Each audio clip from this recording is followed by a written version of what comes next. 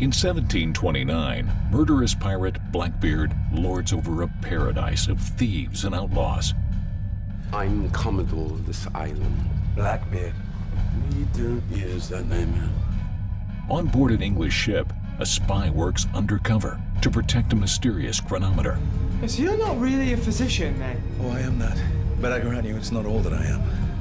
But Blackbeard has designs on the object, which could threaten the English Empire in Crossbones.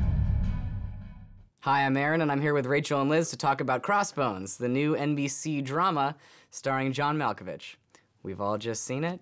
Liz, talk to me about Crossbones. I love John Malkovich. Yes. Me too. I love him in anything. Even if it's not so great, I still think that because he's John Malkovich and he's in it, I will like that thing more. And you probably do like it more, which is still not saying very much. This show is not good. There are too many story threads. The pilot was so different in tone and in plot than the next two episodes.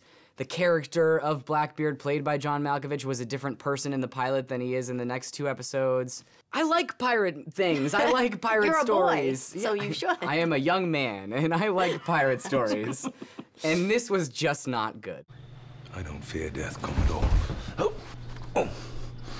If Mr. Nightingale dies, I'm afraid death is what you'd be pleading for.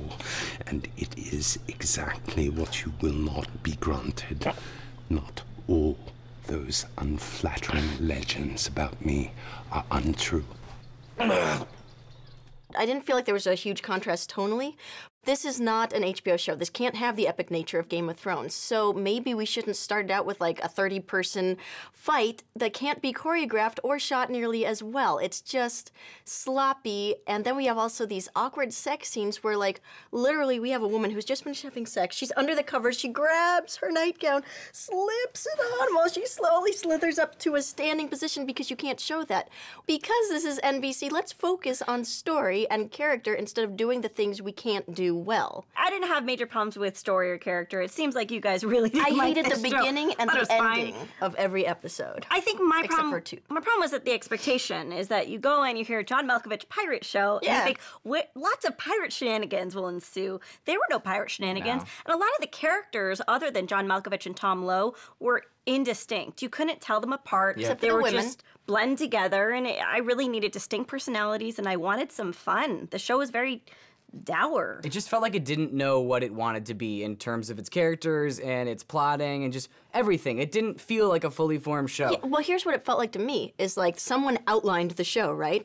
And said, here's your chunk, finish this. Here's your chunk, finish this. And there's 4 different writers, there's 4 directors, there's 7 producers, so it doesn't feel like the show has a unified heart. Except for John Malkovich. Except for John Malkovich. It doesn't Yeah. feel like the writers went over it and tried to smooth and polish it out. It's just like, okay, well, it's like a mosaic. It works, right? I don't know. Fun. It's just not Yes. fun. And it's pirates, so it should be fun.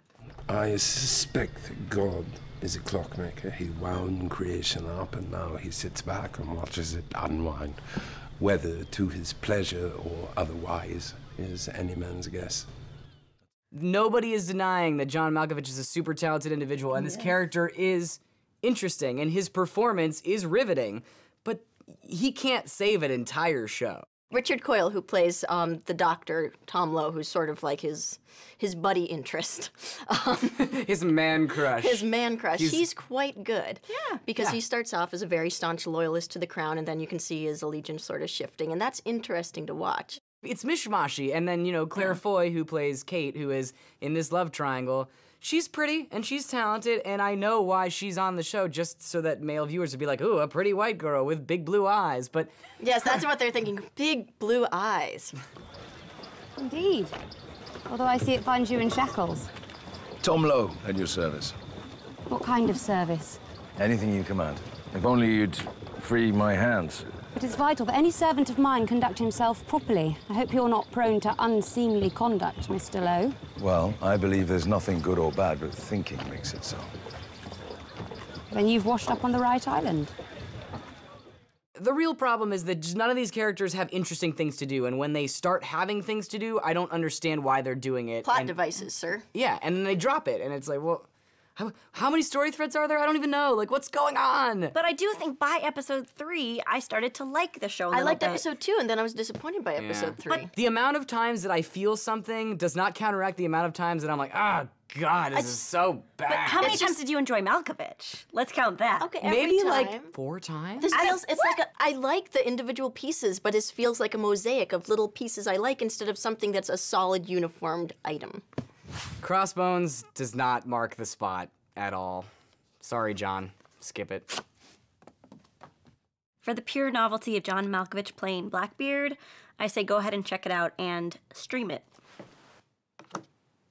Each episode of the show seems to take a different misstep. It's not gelling, so I too am sorry, Mr. Malkovich. Skip it. Well, it looks like our votes add up to a half of a ticket, which is a skip it for Crossbones. Cheers. Cheers. To John Malkovich. The poor man. Malkovich. Malkovich. Malkovich. Malkovich.